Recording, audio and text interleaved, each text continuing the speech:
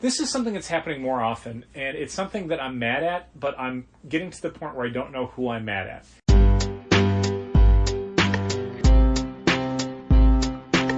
Come on and visit for any occasion. Don't keep patting down waiting. Comics and conversation. Keep the conversation moving along.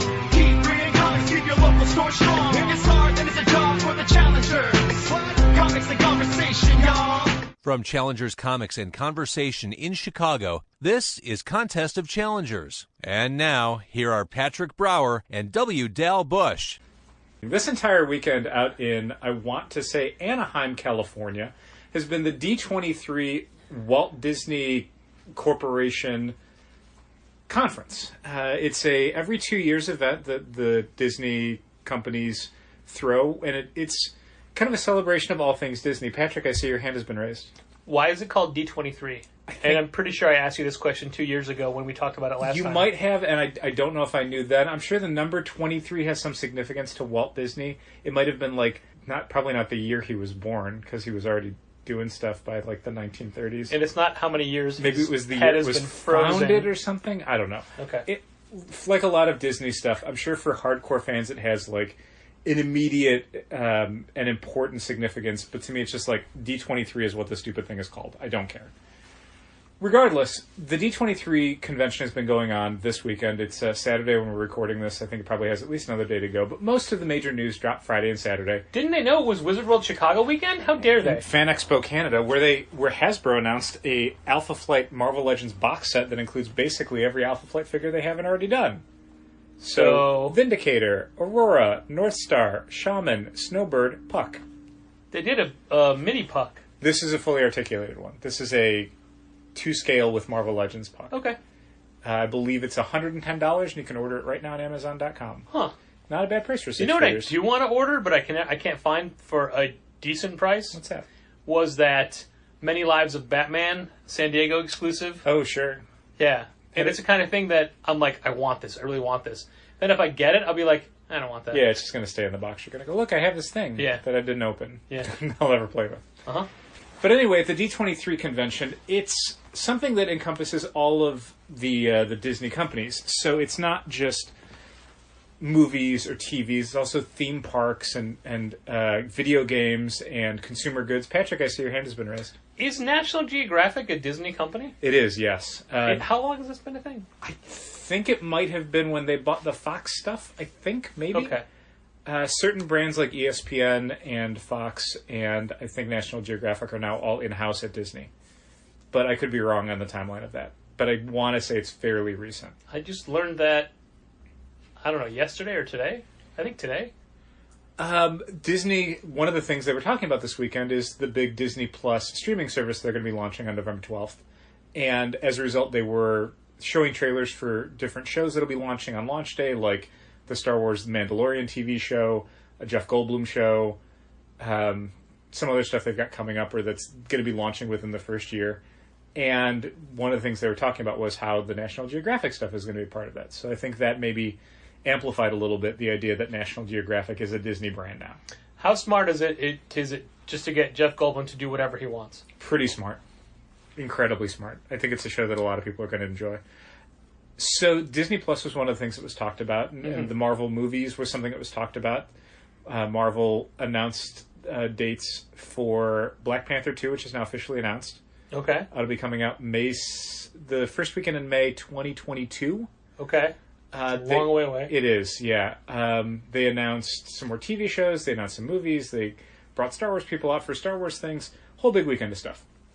And the thing that sort of occurred to me when today on Saturday is I saw what was probably the 12th announcement about a live-action or animated Marvel television show that would be debuting somewhere on the Disney Channel, the Marvel Plus app, or the Disney Plus app, and how far out a lot of these shows are, that I realized, I'm really excited about this, not necessarily because I'm excited about the TV shows, which I probably am, even though there's almost nothing to go on for some of them, but because so much of the frenzied collector mentality now is built around what if it becomes a movie or a TV show? And some of that mentality is like a balloon that you inflate. Some air goes in, some air goes out. sometimes a bunch of air goes in, but then air goes out over time. What Disney seemed to do this weekend is say, what if we pump so much air into this balloon that it bursts? What if we create so many new shows that no one in their right mind would try and get all the first appearances of all these characters? What if we did it in a way where anyone who is vaguely interested in collecting the first appearances of TV characters, movie characters, live action characters, looked at the list of characters and said, I don't care anymore? What if they killed all interest in that stupid, self-defeating collector mindset in one weekend? Then I'm excited about those shows. Do you think that's conceivable? No, but that's what I hope for. It's a good hope. At least by the time these things come out, that frenzy will have died down. Who knows? I'm sure it'll be some other stupid thing. Can you guess so far what are the biggest issues people are looking for? You can just give me a character. You don't need to give me which Avengers numbers it is. Yeah. First appearance of U.S. Agent. Nope. First appearance of Black Knight. Yep. Well, he's a movie, not a TV. Even though I would argue that, like, U.S. Agent in the Falcon and Winter Soldier show is probably going to be important to some folks. Sure. I can't think of any other movie stuff they really announced. I want to say it was just David Whitman. It was just the Black Knight, the Kit Harington as Black Knight. Sure. So one of the rumors I'd heard, or theories, I guess, not even rumors, was Kit Harington for Namor, and I thought, oh, that's kind of interesting. Like, I don't think he's the most charismatic guy in the world, but people really like that Jon Snow character, so it's got to have something to do with his performance. So him as, like, undersea brooding king, I think is a pretty easy thing. But I like that Marvel went, no, we didn't even look that far. We just said, oh, this is a guy from a TV show with a sword? Shit, he can swing a sword in our thing. Great, done. Keep the beard, keep the sword. Right, but I don't know, how does he look in a helmet? Or, I mean, they own lightsabers now, too, so Christ, just give him a lightsaber. Yeah. Do that, Black Knight. Had one? Yeah. So, the TV show announcements, are these all live action?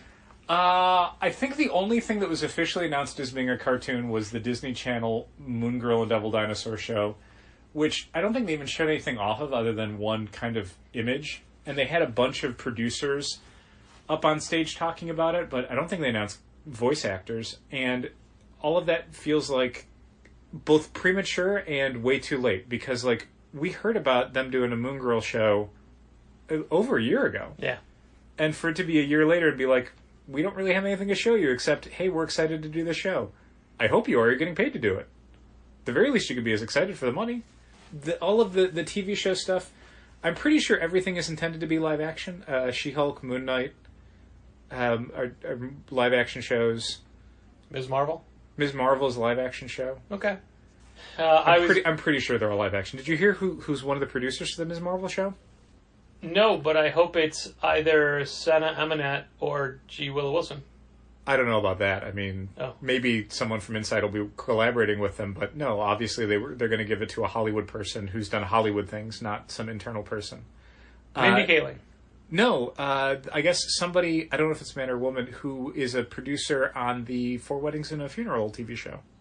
Oh, so I was really close. Yeah. When I said Mindy Kaling. Because that's her show. Oh, okay. But it's not her, it's somebody else. Okay. That's cool. Yeah. I was going to say that, yes, during the wedding last night. Did I tell you I was at a wedding last night? You might have mentioned it, but recap it just in case. I was getting texts about the Moon Knight show. Okay. Which was the first I'd heard of it. Mm-hmm. But all I thought was, I can't get excited anymore because there's too much and it's all so far away. Yeah, and again, they only showed off a logo. Yeah. So, what is it based on? Who knows? Who's the actor? Don't know. Who's But writing and directing it? All of these things matter, and I'm a little tired of fans pretending they don't matter. Because there's a difference between a good production team and a good cast making a show good versus a bad cast and a bad production team making a show bad. Iron Fist is not the same thing as Daredevil. Right.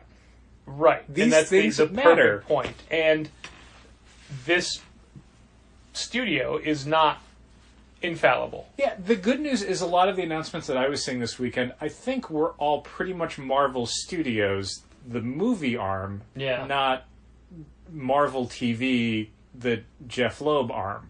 So I think they all have a much higher pedigree. Like, Ms. Marvel being a Marvel Studios production for Disney Plus makes me think, oh, you're going to get Brie Larson to show up in the first episode. Yeah, maybe. Like, that's the thing that TVs could never do. Like, they could maybe get, like, Sam Jackson to show up at the end of a first episode or something, but they were never going to get, like... They get a Kobe Smulders every once in a while. But they were never going to get Chris Evans. They were never going to get Robert Downey Jr. They were never, like... There were a lot of movie people that were just not available to them. Like, I don't know if they ever asked or if they were just told no to everybody. But Marvel Studios is like, I don't know, like, they're definitely trying to make the TV shows on Disney Plus feel like they're part of the movies. Like, they announced more cast for the WandaVision show that includes Kat Dennings from Thor. Okay. Randall Park from Ant-Man and Wasp. All those characters. I believe, yeah. Okay. I think they said they're playing those characters. I can't imagine they'd get them for somebody else. And then the nosy neighbor for the show, because it's going to have some sort of like 50s sitcom sort of element to it. Catherine Hahn.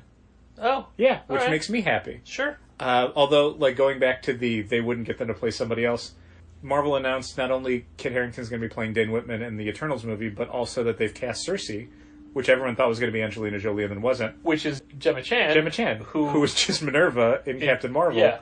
But I guess they feel like, and maybe rightly so, A, she was under a ton of makeup, so most people won't think it's the same actor. Yeah. And B, she's great, and they wasted her on a kind of one-movie role when they should be using her a lot more.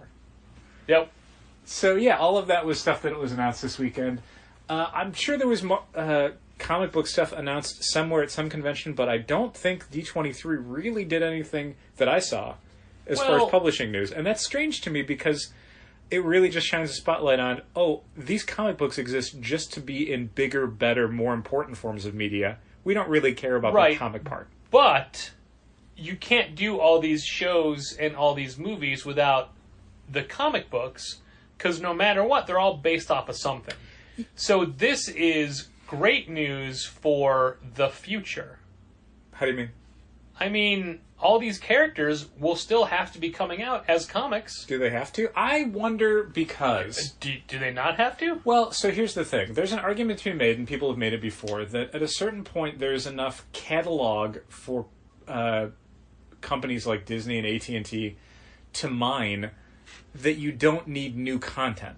Like, the counter-argument is there's a lot of stuff like Ms. Marvel that was created fairly recently, and if you had decided, we can stop publishing this because we've got old Avengers characters we've never turned into movies, then you'd never have Ms. Marvel. Captain Marvel is a character that's a lot more relevant because creators like Kelly Sue DeConnick, Emma Rios, Jamie McKelvey, David Lopez came on and turned it into something that was worthy of a movie.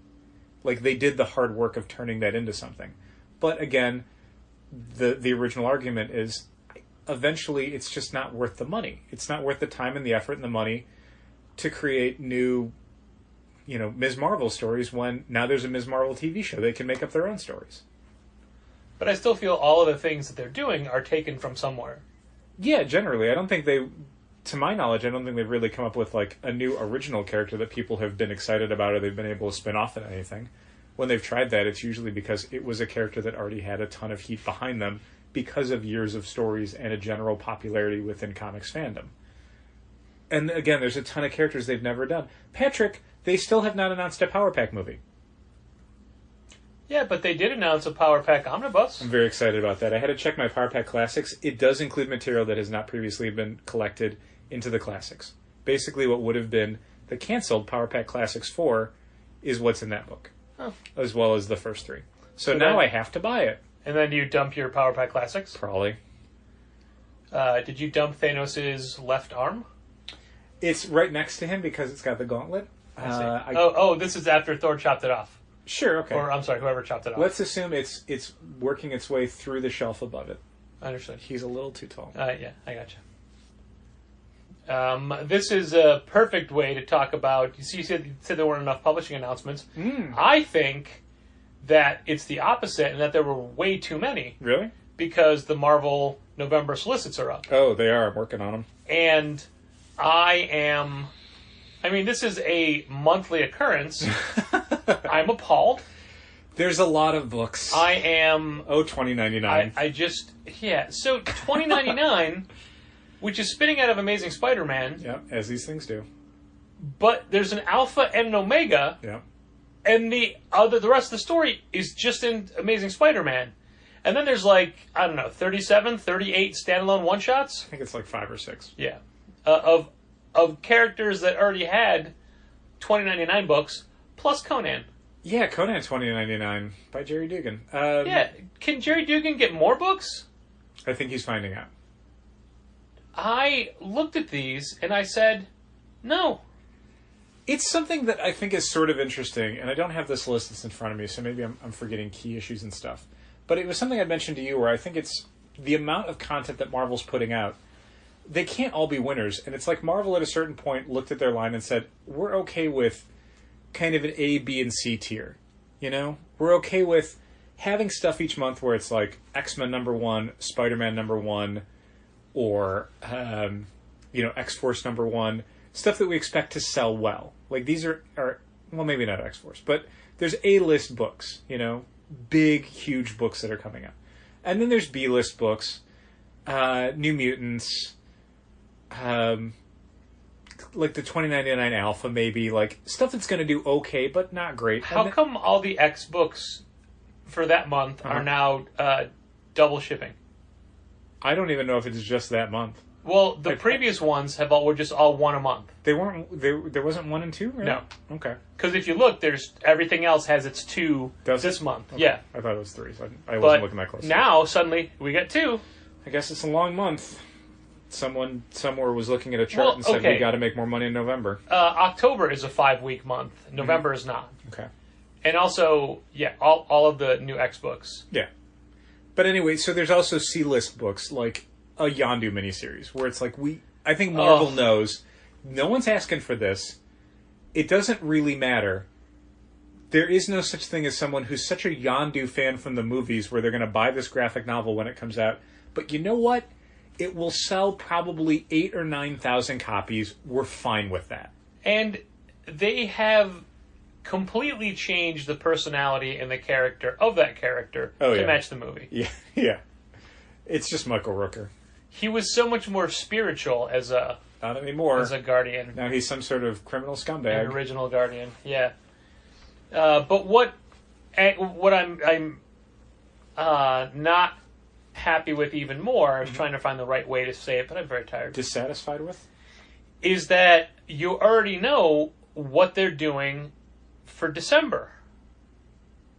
Do I? They set it up in November, and it's going to carry through, and it's going to be a lot worse, and it's going to be... Oh, can I just say, why are there more Absolute Carnage one-shots? Yeah, not on the checklist, which is great. So now the people that we were having to get everything for, we have to figure out who are they again, because we thought that whole thing was done with. That we got you everything. We have to add them to more stuff, so that list is not around.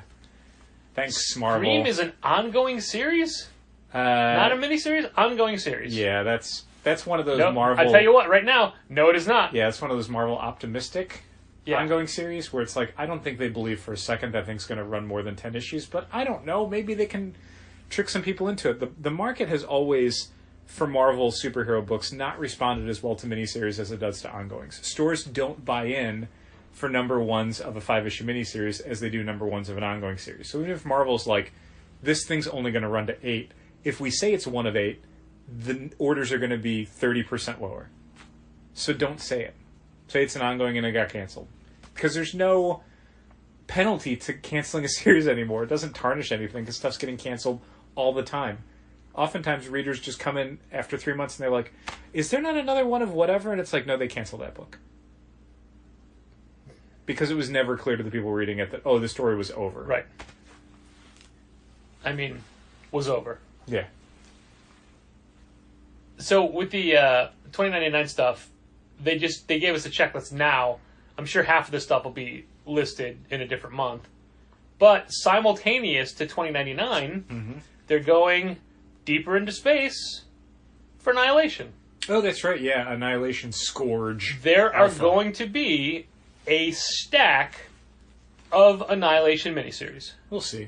No, I'm telling you. I know you're saying it, but we'll see if it matters. I remember they put a ton into Infinity Wars, and the main book did okay. Everything else kind of didn't do great for us, and I think that's how we're going to approach Annihilation. Like, I'm sure there's a lot of people that will want Annihilation Scourge, but then when they do the inevitable, like, oh, here's a Wraith, Super Scroll a Wraith miniseries. miniseries, it's like, well, 11 copies.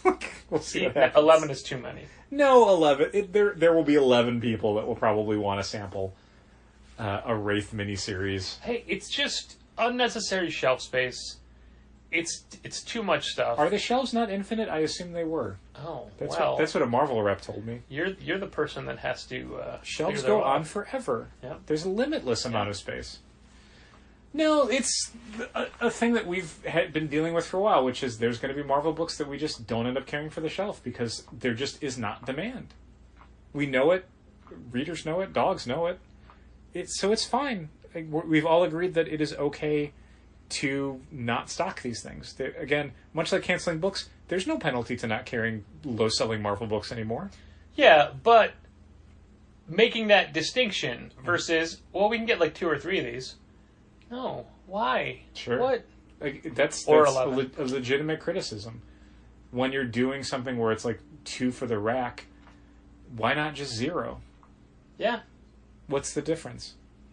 Who are you hurting? Who's going to be so mad? Like, if it's someone who really loved that book, they'd probably be subscribing to it. If they're reading it casually, almost by definition, they're not that big a fan. We always say that we hate not being able to get a person a book that they want. But more and more, I had a phone call today for Hate's a strong word. I don't know if I use that anymore. and kids Oh. number 2. Sure. And this customer was having a hard time finding it. And he's like, yeah, stores are saying that they didn't get their copies. And I go, well, hold on. We ordered number 1. Let me double check.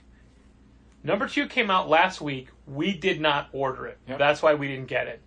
If anybody tells you they didn't get it, they probably didn't order it. But Sure. it came out last week. It's a different color code.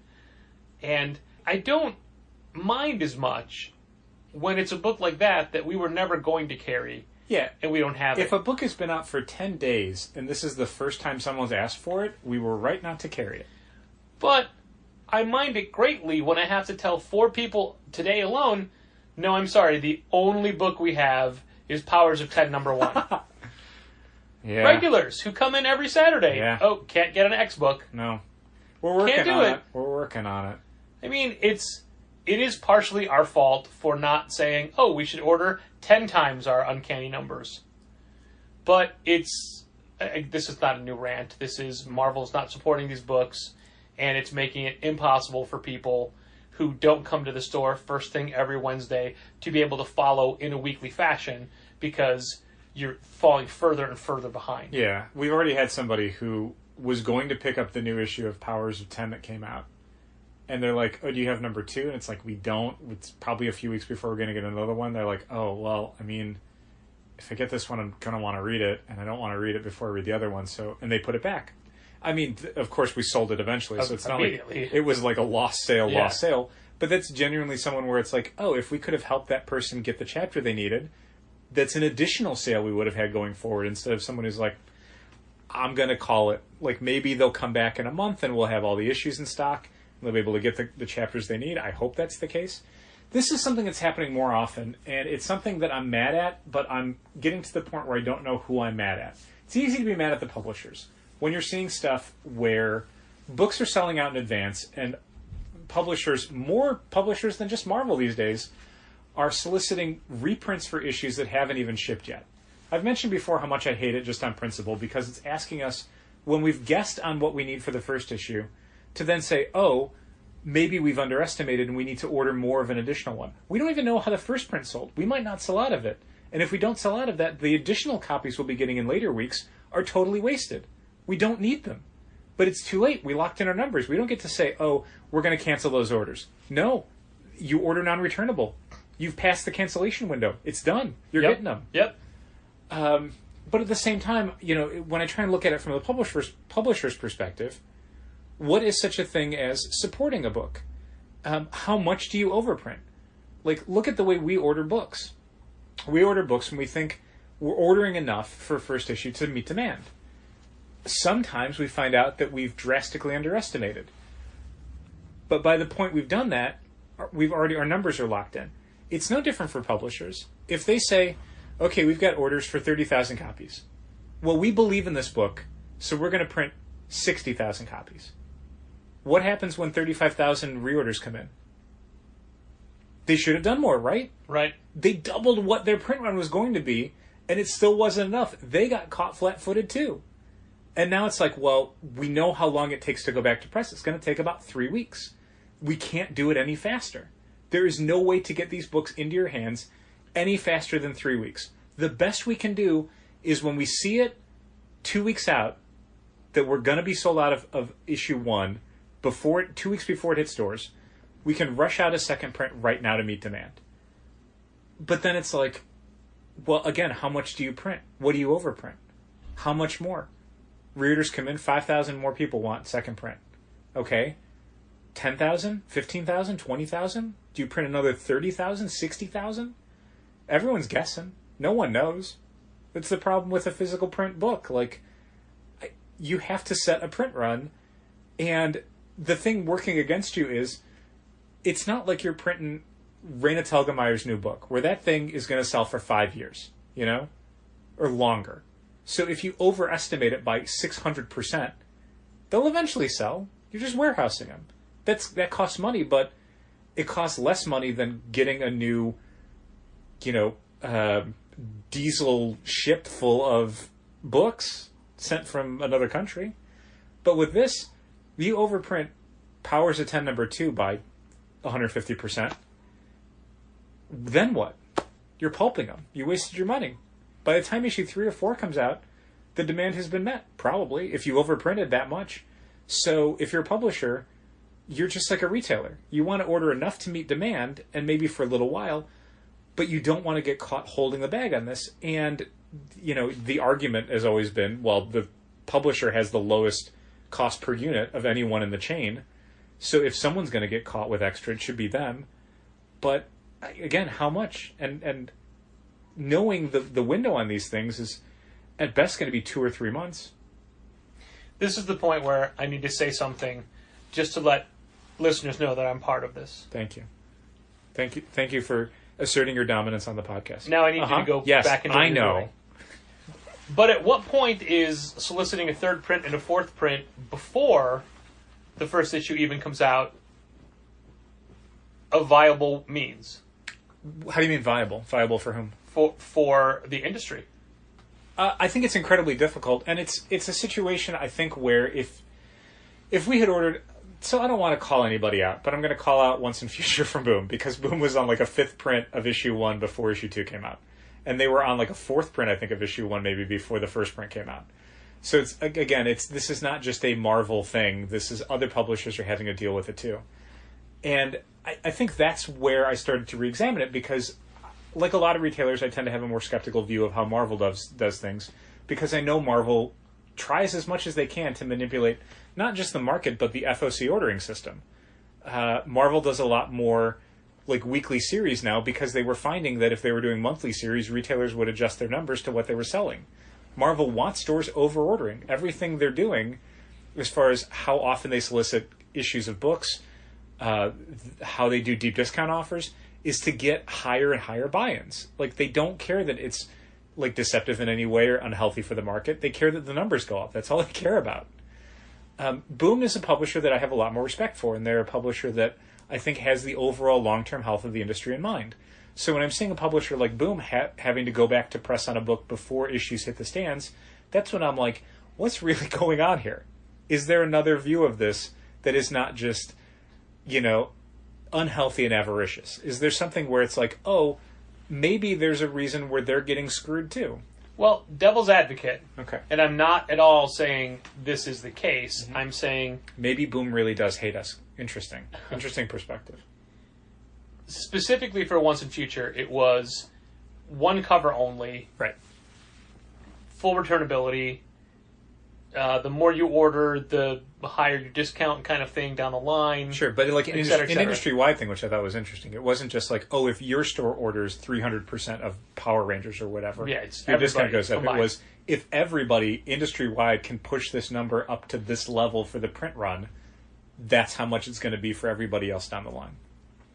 I don't know if any stores did store-exclusive covers for Once and Future. Okay. Maybe, maybe not. I honestly don't know.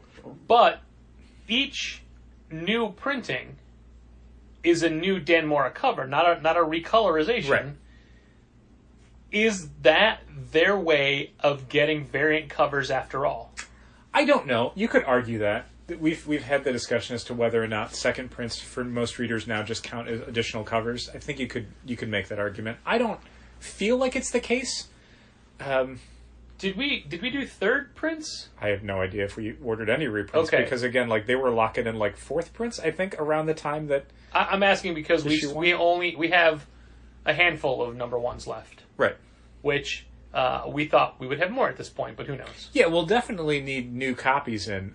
But again, that was one where I was just like, they were asking us for second and third prints before issue 1 came in, and I was just, I just said no. Like, I put my foot down and said, I don't want to do it this way. I feel like that's... I mean, this goes back to Absolute Carnage number 1, second print being offered before we put in our numbers for number 1, first print. Yeah, which again... It's not that egregious, but it is... And I know Boom wants this book to succeed, not secede. It's not leaving Boom's nation. Correct. And forming its own autonomous government. Once and Future, exclamation mark. I really hope this is just volume 1. I hope there's like a second miniseries. Oh, that'd be interesting, sure. And you know how... Like Klaus, where they just come back to it every year? Yeah, but for more than just a one-shot, I want there to be... Or like a saga type, take some time off, come back. I feel that... Like, thinking it was an ongoing series, I think it would have had a bigger buy-in from retailers. Yeah, you're probably right. For then a 6-issue mini, but if it's just volume 1 of a series, that may have more to do with it. Totally lost my train of thought. I know Boom wants to succeed, and so they got their numbers, they had to go to press, and I get it. Like, when you do, like you just said, when you do a second print, you're guessing. You just say, like, the rule of thumb used to be, any DC second print was just 5,000 copies. Yeah, and I appreciate, Boom, and to an extent Marvel, doing rush reprints, where they're able to say, look, this thing is sold out. If people need more, maybe not me as a retailer, maybe another retailer who suddenly doesn't even have copies for the shelf anymore. For the publisher to be able to say, you can order them now instead of having to wait 3 weeks before we offer it and then another 3 weeks until it comes in. Right now. You can lock it in. So maybe the second print comes in the week after. So you can tell people, it'll be in 6 days. I'll have it in. Don't worry about it. 2 things. One, I think this was the first ever Boom Studios 5th printing. I'm not positive. I think they said that in an email, yes. I think you're right. Second of all, I don't know that it was for this book, so I may be wrong, but there was an instance where a retailer had ordered a bunch of third prints of a new book. And on their invoice for next week's books, they see that those are all fourth prints. And they were furious, and they don't want them. And it's not a given that if you order a book and it goes to an additional printing, your orders transfer to that printing. Yeah, generally it doesn't. But for this book, it specifically said that. Okay. But I also don't understand why, if you need those books... and you can't get your thirds, take the fourths. I guess that's the thing. It depends on if you're somebody who is ordering reprints as new covers, and that cover is not as enticing to your customers as a previous cover, which super subjective, but okay. Or if you're like us, where we're just ordering copies because we want that story to sell to our customers. Yeah. I don't care about... Like, there's been times where a book has been out of stock from a publisher in the A cover, but like a B or a C cover is still available. And we didn't order those initially for any variety of reasons. We didn't like the cover artist. It didn't match the interior artwork. It was part of some stupid Marvel monthly cover scheme that didn't reflect the interior contents at all. Yeah, I remember one time we wound up getting the Fantastic Four villain cover for a like book. A Blastar cover for a Doctor Strange story, because it's like, people want this Doctor Strange thing. The only cover I can get is the Blastar one. And Blastar is not in the book at all. But at least we'll have this story to sell to people. But that's us. That's how we do things, and that's what we focus on in the store. If you're, again, somebody who desperately needed that third printing cover because you've got customers who are like, I want every cover, and now you're getting a fourth print that they're not going to want as much of because you didn't get the third print. But that's just the industry being stupid. That's not something that publishers need to do a better job at. There have been many instances where retailers are begging for publishers to give the covers by FOC so they know what to order. Sure. But that's not a factor for us. Todd McFarlane did not get the cover to Spawn 300, the A cover, Yeah, his cover. to retailers before we had to order it. Yeah. And I know a lot of retailers who were very upset by that, but I'm like, who cares? It's a Todd McFarlane Spawn cover. Yeah, I think you know what you're in for by this What point. is it?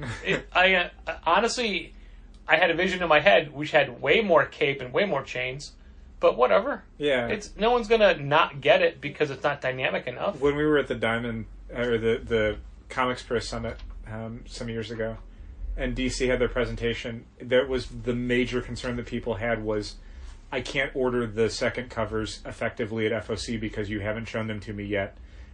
There's a huge difference between different cover artists and different cover characters. And it was a thing that so many retailers were bringing up. And at the time we were just like, who cares? Like, this is such a dumb way to do your job. I mean, I know it matters a lot to people. It but does. it's I not, know it does. It's not enough. I mean, it's not how we do it. And I get it. Like, if you're a store that lives and dies by second covers and people who will buy 50 copies of an Art Germ cover or whatever, like, who's doing the cover and what the cover looks like matters a ton. But, again, that's not us, and I don't really care. Like, I'm going to order the Hawks and Pox connecting covers pretty much the same every month. Like, it doesn't matter what artist is doing the connecting covers for those two issues or whatever. I'm ordering the same amount, which obviously was too low. But I'm not ordering more because it's Mahmoud Asrar and less because it's Yasmin Putri or vice versa. Like, I don't think it matters that much. Like, I think the people who are getting the connecting covers want connecting covers. What are those Mark Bagley Every Mutant Ever covers? I haven't seen, I don't think, the artwork, but you will tomorrow. It's connecting in some way. It's on the desktop. Okay. Is it connecting like a grid or connecting like a straight line? Straight line. Okay, that's cool. It's not an image, it's a collage. Sure. Okay. Not shareable, though. Oh. No, okay, retailers, it's not finished, So not shareable. you can't show it to me yet?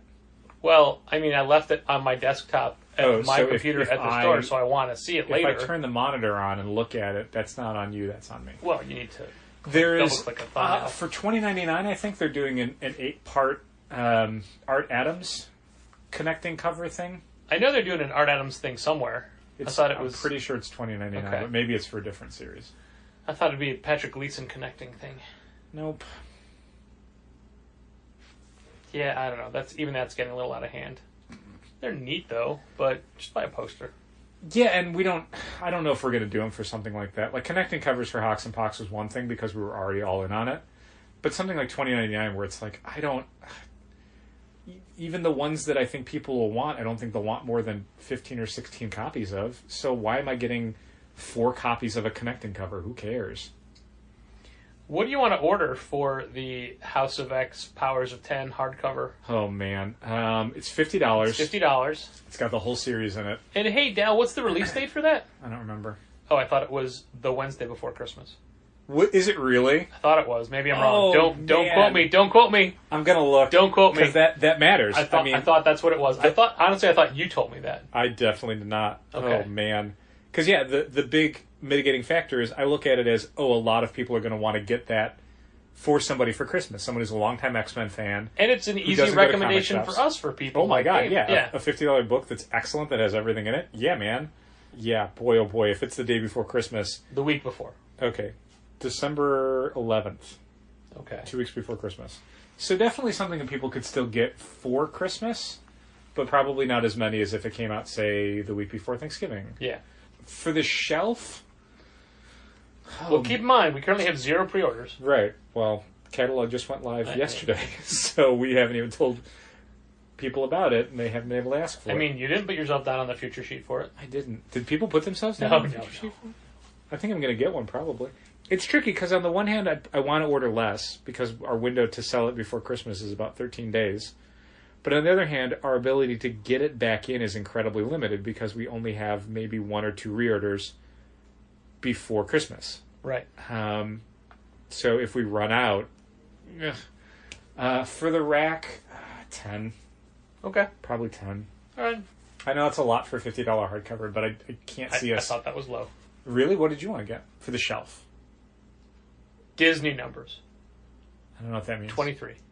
Oh, okay. No, I was thinking of upwards of 20, like 15 to 20. Yeah, some of it's going to be based on like pre-orders and stuff. If people, and I wasn't even going to put in the catalog that we're going to post on the website, but I guess I will now probably. Yeah, I think it's a good idea too. Yeah. Okay. Yeah. Because think about the number of comic fans who are reading it and loving it, who may have a friend who's lapsed, and you're like, "Hey, I know how much joy this brought me. Here you go, Merry Christmas." Yeah, I think that's definitely a thing, and also again, think of it as this year's Friday Night Lights season 1. Ooh, or Vision. Well, Serenity for me. Okay. Because I've read every issue of House of X and Powers of 10, and I plan on finishing the series, and I definitely want a book version of it. Oh yeah, there's already some club member wives or significant others we could already think of. Like, oh, we'll need to recommend this for that person. It's true. Someone's going to come in and it's, oh, what does he get? Okay, let's look at his list. Oh, he didn't get X-Men. Get him this X-Men book. Yeah, that's a good idea. The November orders, let me rephrase that. The October orders are done. Cool. Save for this one question. Okay.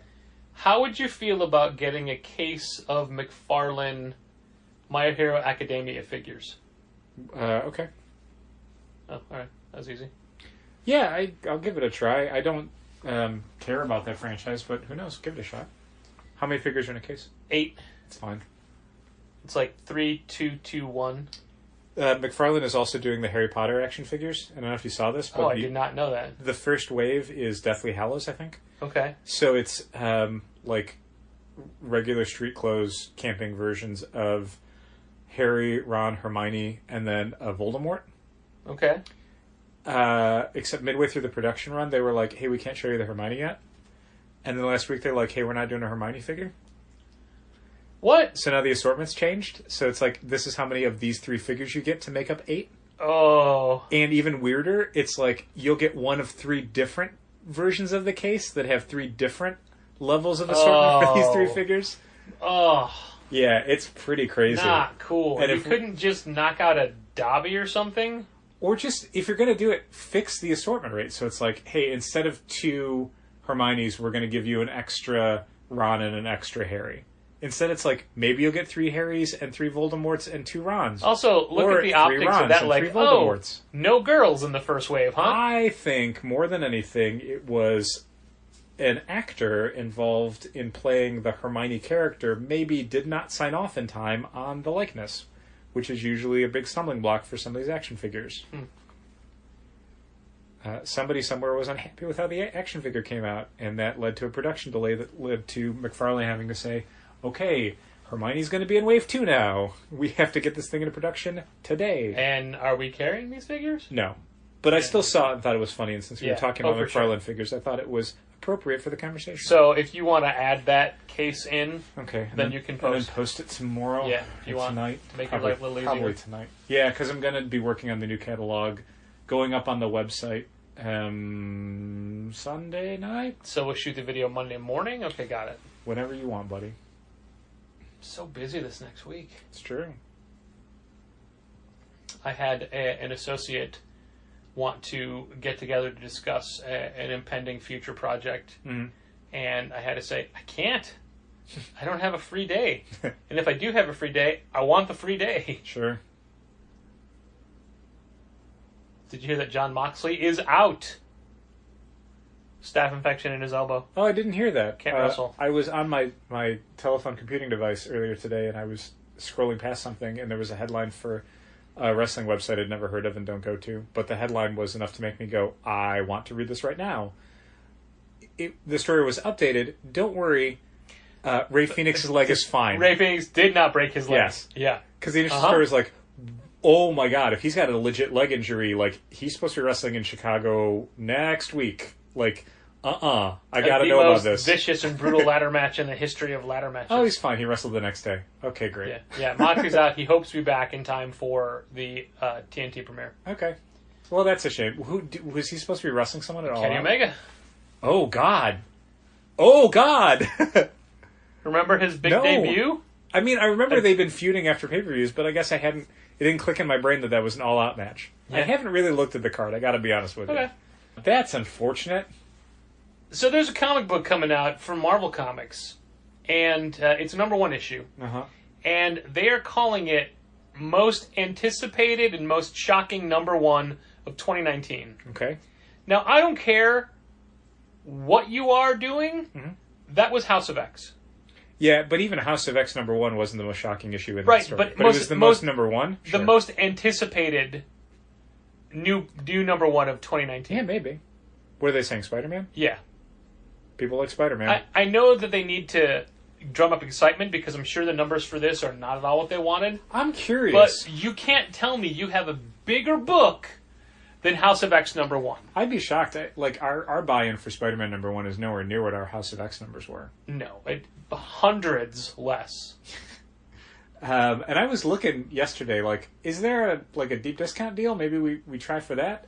It doesn't seem like they're doing one. I guess Marvel didn't think they needed one, which maybe reconsider that. Our numbers are not big for that book at all. Yeah, But our numbers are not big for a lot of things. people didn't seem that interested, and maybe it's just varies by territory or whatever.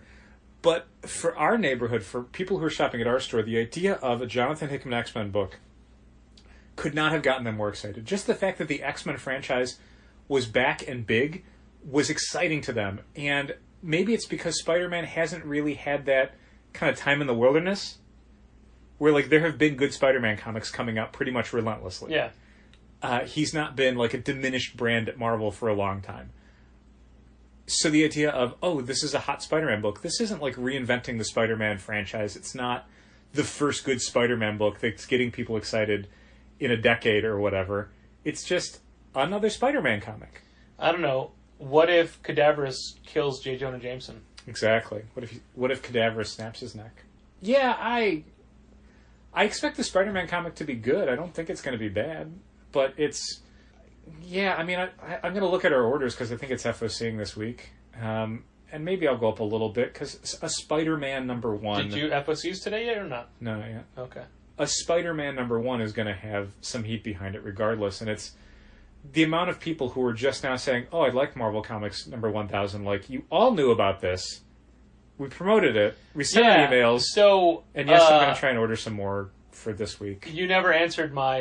Yes, everyone who gets Marvel Comics 1000 is going to get Marvel 1001. I have not been as diligent in adding them, so that was something I didn't respond to. One, because I didn't even see it till 5 hours later. But you'll do secondly, it. I will take care of it. Okay. Yes. Okay. I have not been doing that. So we got a message via Facebook today, and it was, "Are you doing anything for Marvel Comics #1000?" That was the whole message. So here was my answer. Yes, we're selling it. Yeah. If you meant a midnight release, no. No. Then I thought, is it too dickish of an answer? I mean, it's just dickish enough, I think. Okay. You will not be reprimanded by the owners for that. Don't worry I'm about just it. I wasn't entirely sure what they meant by that. I think they meant a party or a midnight release, or a discount, if you buy all the covers or whatever, or something. That's the point. Sure. The question was just vague enough that I wasn't clear on what it could have been. Sure. So, yeah, I answered it like that. Yeah, And then I deferred to a employee who was in the store and said, "Is that too dickish?" And they said, "Eh." All right, I'm sending it anyway. Uh-huh. Yeah, I suddenly realized as we were getting more people responding to emails saying they'd like Marvel Comics 1000 that maybe the number that we thought was a bunch is not a bunch. And well, I think more people should get 1001 because that's when the ladies are on it. Is that right? Yeah, they've added a lot more female creators to 1001. Okay. Plus, I read 1000 and I didn't think it was very good. I thought it was kind of dull. But I don't know if that matters to anyone anymore. If a story is dull. On the one hand, it feels like it's a couple month add-on. We could throw it up on the #1 shelf, even though it's not #1, and get people interested in the novelty of it. Maybe. But on the other hand, I don't know that it's definitely not a perennial. Every time I think that we've under-ordered, the thing that keeps me in check and stops me from ordering a whole bunch of extra copies, and stopped me originally from doing a whole bunch of extra copies... Is it Detective 1000? No. Closer to home. Is it Marvel Legacy? Marvel Legacy, and how long it took us to give away copies of Marvel Legacy because no one was buying them because it didn't matter. And we got so, like, it didn't kill us or anything. It didn't sink the store, but we got in over our heads with how much we thought people were going to care about that book and how much it was going to matter. And God, did it not matter. Nobody cared. Nope. And the lenticular covers were a complete bust. At least this is So not dumb. a thing that we think matters. We just think it's a novelty. No. But it's still a $10 book, and it's like, well, Christ, how much do I want to get caught out on a $10 book that people don't care about? Yeah. But I think the cover is enough that I think people will casually want to pick it up.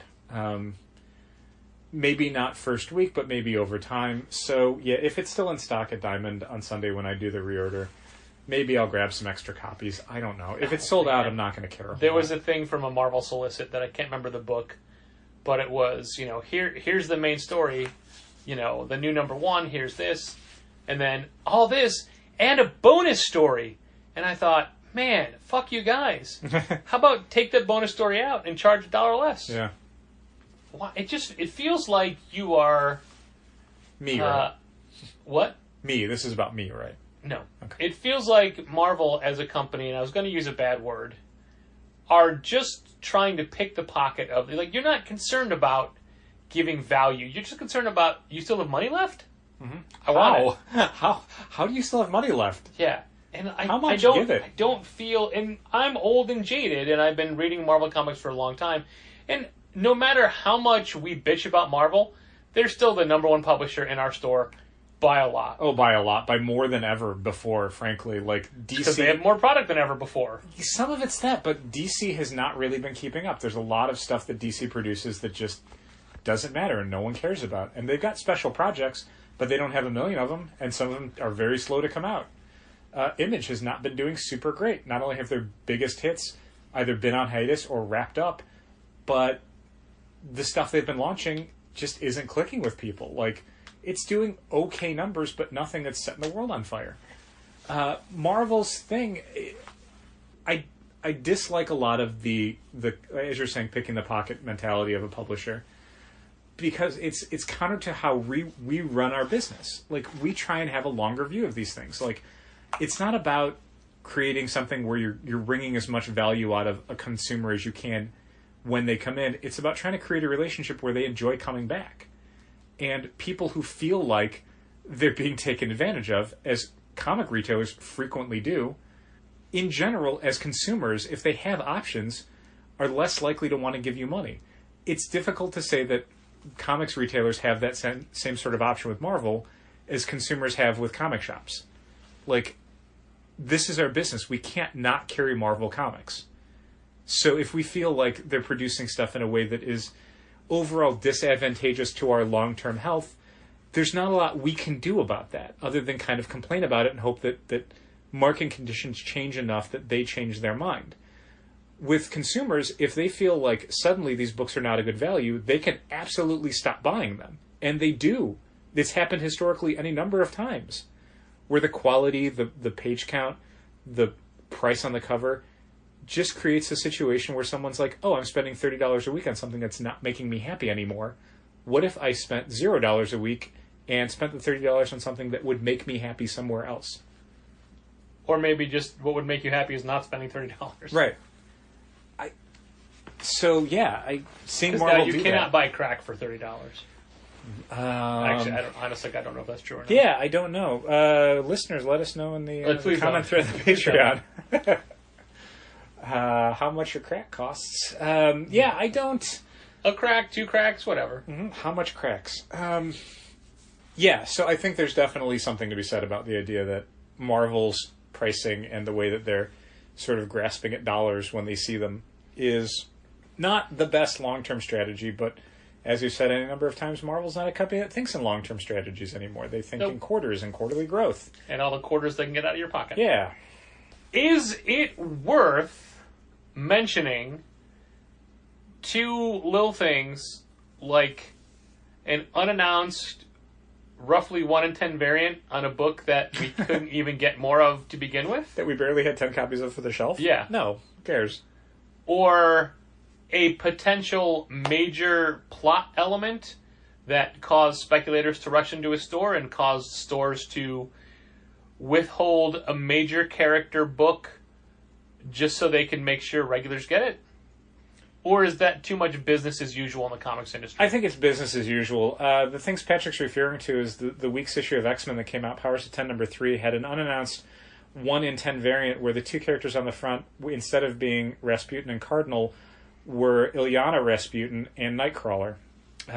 Again, we didn't do much about it because thanks to a giant leap in subscriber numbers, we had 11 copies, I think, maybe, of Powers of 10. For the shelf. For the shelf. So all of the 1 in 10 variants were already allocated to subscribers. Like, the 10% that we would have had, they were already randomly in subscriber boxes. So if you're a subscriber who listens to this podcast, who is confused by how the cover that you have for Powers of 10 number 3 doesn't match the one that you're seeing most people have, congratulations, you have the variant. If it's more valuable, great. I hope you enjoy it more.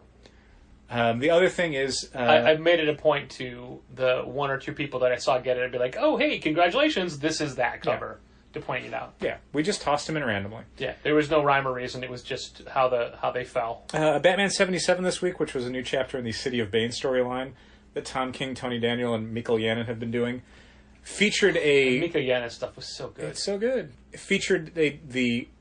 I'm going to give this the biggest eye roll, air quotes, I don't think it's going to stick. I think everyone's misinterpreting it. Did everyone forget about Batman 50? Tone of voice I can give it. Death. Spoiler warning. Of Alfred. I'm very surprised you just said that and didn't say spoiler warning first. You can drop a spoiler warning in there if you want. Why is it my job? It's everywhere. Plus, I don't think it's a spoiler. I don't think he's really dead. Yeah. Yeah. I think the whole excitement about it from speculators and people who desperately needed the Death of Alfred issue is the dumbest thing I've seen since all of the frenzy around Star for Captain Marvel. A lot of calls for Batman 77 today alone. Oh yeah. Yeah, we had people calling about it some Wednesday, definitely on Thursday when I was at the store. Just way more today than yesterday, which is weird. Because people probably just found out someplace because some doofus somewhere was reporting it like, oh my god, this Batman character that's been around for decades, they just killed him. They didn't just kill him because he's a character that's been around for decades. I don't think they for all time killed the character that's currently in a DC live-action TV series in the middle of a Batman storyline. That shows a complete disregard of basically how stories are structured. Also, hasn't Alfred died numerous times? Also, wasn't he Janus? Or was that Two-Face? The Outsider? I think he was the Outsider. Okay. No, he was the Red Hood. Or maybe... No, I'm sorry. He was the Crimson Cowl. No, that was Jarvis. Yeah, I think the frenzy around this is incredibly stupid, and it's so dumb. And it's hardly worth talking about because it's the classic. These aren't people who read Batman. They're not going to read Batman 78. They don't need Batman 76. They just want the one that people are talking about. They barely even care about the story. It's all very stupid, and it makes what we do feel like it has zero value. So it's very demoralizing. So no, not worth really going into. Plus, Alfred's not dead. He's not dead. So I had this on my notes to talk about, and I almost ended this podcast without it. But conducted over San Diego's weekend and just published now, ICV2 did an interview with Eric Stevenson, the publisher of Image Comics. That's right. I think I read it. I was going to ask, did you read it? I think I did. It didn't make much of an impression, but maybe I'm misremembering. So it was interesting to me because it's just a lot of, the what about comics of today? Mm-hmm. And his consensus, and it's even in the headline, malaise. Yeah. And a lot of the questions that were pointed at Image were basically writing for the trade. Mm-hmm. Like, why would people want to read single issues when it's cheaper to get the trade and you get the full story in the trade? And he chalked it up to, well, it's the quality of the writer. Look at Immortal Hulk. You get a solid individual issue that makes you want to keep reading more, but you don't just think, I want to wait and read it when it's collected. Yeah. Like, that is a good episodic way to tell a story. Like TV shows, they don't just think, oh, I'll wait till this comes out on DVD. You can watch it now. Yeah, so not only do I think there's tremendous value still in a certain kind of sequential episodic narrative. Like, not everything needs to be a graphic novel, but some stuff should be, but some stuff shouldn't be. But to bring it all the way back to when we were talking about the D23 convention out in Anaheim, California, Disney Plus, with all of their announcements about how their TV shows are coming out, they finally talked about how those TV shows will be dropping weekly. Oh, interesting. You will watch one new episode of The Mandalorian each week. You wait till the end, it's all there. Yeah. But they want the idea of it being an event, of it being something where a new episode airs and then people spend the next week talking about it, instead of what some streaming services have found is that, and I guess maybe anecdotally what people have found from streaming services is that there's so much content coming out now that when a new season of a show drops, it's almost every week there's a new season of a show. So you've got people who are like, I watched it over the weekend, I want to talk about it. And then you've got almost just as many people who are like, I have no time for that. In 2 months, I'll watch it. But if you drop one new episode a week, it's like, well, I got an hour. I can watch the new episode of Mandalorian. Plus, all of my friends are talking about it. Or Weddings and a Funeral. It's kind of like the House of X Powers of 10 thing. Like, there's people who ordinarily would be like, I'll just wait for the collection to come out because it's just 12 issues. I can wait 2 months for the thing to come out. No, people are coming in regularly on Wednesdays because they don't want to get behind. They don't want anything spoiled. Yeah, not only are they coming in every week, they're coming in the day of release because everyone's going to be talking about it by Friday or Saturday. So they have to have read it and enjoyed it, and they're looking forward to it. So, yeah, I don't think there's any detriment to Image as a publisher having their issues come out regularly, even if they're chapters in a story. I think that's fine. But there is an element where you do need to understand this needs to be a compelling $4 purchase. Right. If I read this thing in 5 minutes and it's just the middle of, a 120-page story, I'm not going to be too happy with that. So, yeah. He also mentions how, while they are doing more original graphic novels, they're getting more creators coming to them saying, hey, I want to do this graphic novel, and how often he's able to say, no, that's an episodic sequential story. Yeah. Tell that in issues, not graphic novel form. If your graphic novel has 5 discrete chapters to it, you have a 5-issue series. Do that. It's interesting to talk about the idea of image malaise because, again, I mentioned it, like the books they've been having out recently. Well, I mean, he was talking about comics malaise. Right, but I'm going to talk about image malaise because frequently that comes up. The idea that Image's biggest hits are behind it. And the books that are coming out now, while good, I like Outer Darkness a lot, they're not setting the world on fire. They don't sell great. They certainly don't sell as well as their biggest hits have. But I remember a time before Fatale and Saga and Sex Criminals hit, and Image looked as dead as it could be. Nothing was coming out. Yeah. People didn't like anything they were doing. They were doing quality work, but it just wasn't really catching on. Then all of a sudden, like within 12 months, it's like their biggest hits were coming out. And from people that had done quality work, but also maybe hadn't set the world on fire. People may not know this. Ex Machina didn't sell super great. Brian K. Vaughan was not considered like, the unimpeachable king of comic books. He was someone who did Y: The Last Man that was good. Ultimate X-Men, which, was okay. Runaways, which was great. But Saga was a hit unlike anything he'd ever done, I think. At least that I'm aware of. Yeah, for sure. So, yeah. Until We Stand on Guard came out and eclipsed it. Exactly. The poor man's undiscovered country. So there's every possibility that 2020 could see just a string of hits that start a new golden age for Image. I don't know. It's possible.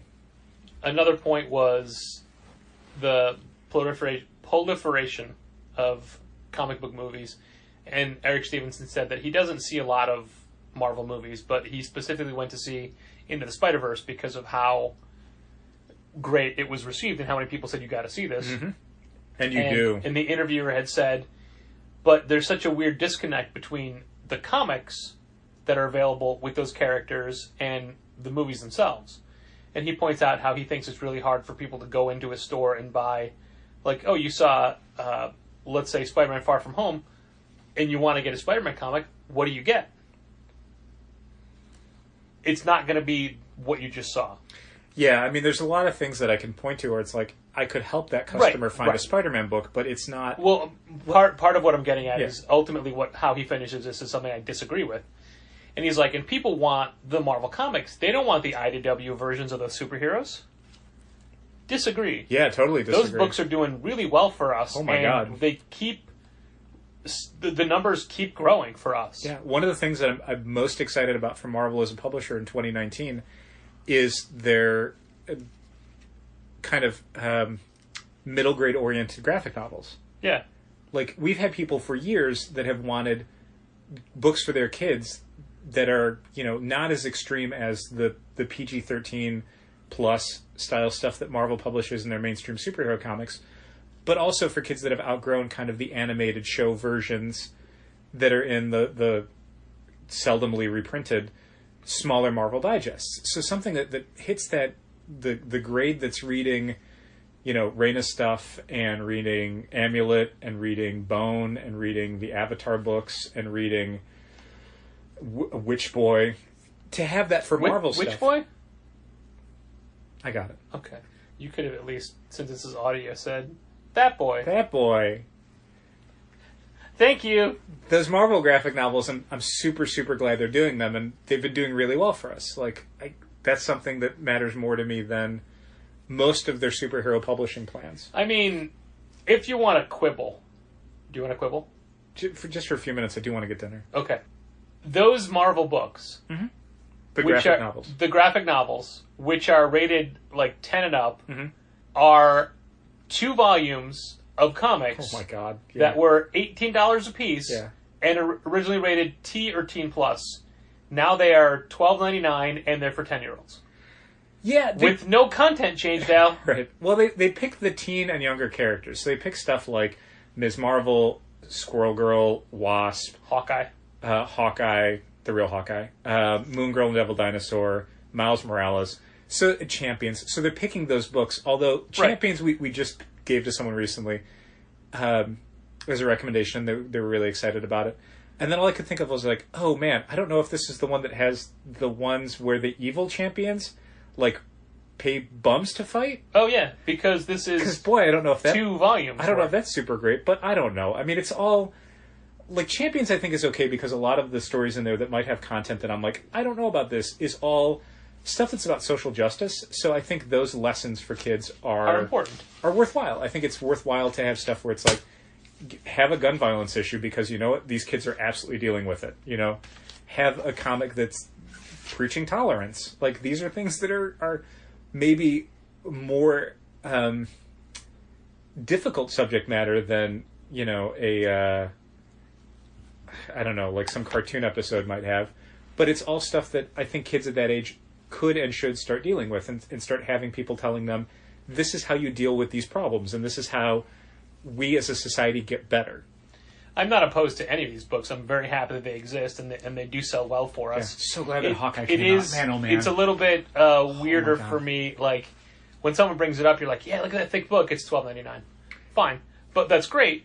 But it's just the arbitrary nature of, a month ago, that was a teen plus book. Now it's for 10-year-olds. The content doesn't matter to me so much as the price change, where, basically Marvel in the direct market, and I guess to a degree the book market, is like, I don't know, this is what we want to charge for this graphic novel. We don't care what other people are charging. We don't care the perception that this is a thin, flimsy book for more expensive than our competitors. Let me ask you this question. Scholastic runs the book trade that goes through schools, and if we want to be in that market, they set the price point. So we sell out of the single Hawkeye trades. Mm-hmm. Do we restock those anymore? Yes. Why? Because you can get them in there in Sidekicks for a fraction of the cost. We could. For twice as much material. It's also a different size, and I think that has a little bit of a perception of value, despite the cost and the... I mean, you can mention it to people, but man, I'm selling those Kate Bishop full-size Hawkeye graphic novels and trades every single week. So Even the Jeff Lemire ones? Someone just bought one recently, because I looked at the cover and went, oh man, this is weird. But no, I mean, just the Kelly Thompson, Katie Bishop ones, we sell great on. There's, I guess, maybe nothing wrong with that format. But there's certainly other ones where, I think if it's stuff that has a more natural home in Sidekicks, then I think I would stop restocking the ones for the sales floor. Like Moon Girl and Devil Dinosaur? Yeah, and Unstoppable Wasp. Yeah. I think there's a point where I'm just like, no, that's just for younger kids. They're going to get it someplace else. But Ms. Marvel, And Hawkeye, yes, I'm going to keep restocking them in the full size because I know there's adults that are buying those. Something like Champions, especially with that book coming to an end, like maybe that's one that doesn't sell super fast and is mostly going to be selling to younger readers. So maybe that one. Yeah. We also stop stocking the full size ones on. I don't know. We'll figure it out on a case by case basis. Yeah, totally. But no, it's something that I have thought about as well. Just never for Katie Bishop. We're going to stock all the Katie Bishops. Well, before we end, Tuesday, which is most likely a day or two after you're listening to this, is my 29th anniversary as a full-time comic book retailer. Is it August 27th? It is whatever Tuesday is. Yeah. August 27th. Yeah. You know how I can remember that day? It's the day Stevie Ray Vaughan died. So why is it Tuesday but not August 27th that you remember? I don't. I remember August 27th. Oh, okay. I just happen to know that this year it's Tuesday. Okay. I mean, it wasn't a Tuesday. It was a Monday when it started. Sure. I thought you were It's saying also, it's also not every Tuesday of every week. Just to be the way clear. you responded when I said August 27th, the tone of voice led me to believe that the 27th was not significant, but the Tuesday was. And then I got real confused. Oh, gotcha. Gotcha. No, it is the 27th. Okay. I don't necessarily remember that it's the 27th, but I have to go look it up. How many years of retailing is that for you again? 29. 29 years. Goodness 29 gracious. years of doing this full time. And I think this is the best time for comics ever. I also think that I'm more frustrated than ever doing this job. I would agree with both of those things. First of all, it's the best time for comics because August 27th is when we'll be receiving Power Pack Grow Up, the new Power Pack one-shot. So you're exactly right that comics have never been better. But also, you're right in that you are so quick to anger and also so quick to be disappointed. And there's things that I think we're working on internally that will hopefully mitigate some of that. And if it doesn't, I don't know what we're going to do. Like, I don't know if this is a sustainable mindset for you for another 29 years. I think that the thing that you're referencing has the potential to only exacerbate it. I don't think only. I think it could exacerbate it, but I think there's elements to it where it could be a kind of release valve. A pleasant change of pace, if you will. Now, listener, we often talk very cryptically about things that we're trying to do and things that don't happen. So I'm just going to come out and say that, yes, we have approached AJ Lee for a signing for the Glow versus the, I forget, Babyfaces? Is it Glow versus the Babyface? Glow versus the Babyface, IDW comical book. If that's wrong, we'll get it right next Coming week. on. It's Glow versus Babyface, you're right. Okay. So we've already set things in motion to have a signing for that book. And if it doesn't work out, it doesn't work out. So we're trying, but for once we're not just going to say, we're working on this thing behind the scenes. Like, no, we already... But if it did, you'd be happy, right? You'd like to spend a day hanging out with AJ Lee. But I mean, I don't hang out with those people on these. Like, the CM Punk signing we did, I didn't hang out with him. You would be in the room next to them when they're signing. Yeah, but I'm not... It's not quality interaction. We get that when she comes in the store. It's true. Although, I do need her to come in so we can talk about Veronica Mars, since no one else I know has watched it. The newest season of Hulu? I had requested her presence via her husband. Mm-hmm. He does not watch Veronica Mars, and I said, I know you don't. Uh-huh. That's why I'm asking for her. Yes. You can stay home. It doesn't matter. Yeah. See, a long time ago, Mm-hmm. we used to be friends. But I haven't thought of you lately at all. Oof. Come on now, sugar. Yikes. Bring it on, bring it on. They still do that theme song? They haven't updated it? They have updated. It's Chrissy Hine from the Pretenders. I was going to say, it's still a Dandy Warhols? And all she gets is, a long time ago, we used to be friends. I haven't thought of you lately at all. And that's as much as That's the theme song? Yeah. Yeah. People don't have time for theme songs anymore. Have you noticed that? So that book doesn't come out till November. It may be a super busy month for us. I had a club member say, hey, do you want to go see King Diamond in November? And I said, I cannot commit to anything in November wait at and this see. time. Definite maybe. Which is a stupid thing to say, but unfortunately, that's what we do here at Contest of Challengers, a comics industry business podcast on the Yak Channel Podcast Network. This episode was, I think, super weird, but we got through it. Yeah, and so did you. I didn't think we had anything at all, and then we had a much longer episode than we normally do, so what the hell? Well, I mean, you say that, but I have to edit out like the first half hour. Thanks for listening. Keep reading comics. This has been Contest of Challengers. Thanks for listening. Keep reading comics. Challengers is located at 1845 Northwestern Avenue in the Bucktown neighborhood of Chicago. 773-278-0155. Keep up to date with new releases and events at challengerscomics.com. Like Challengers Comics on Facebook, follow @Challengers on Twitter, and help fund this podcast at patreon.com/challengers.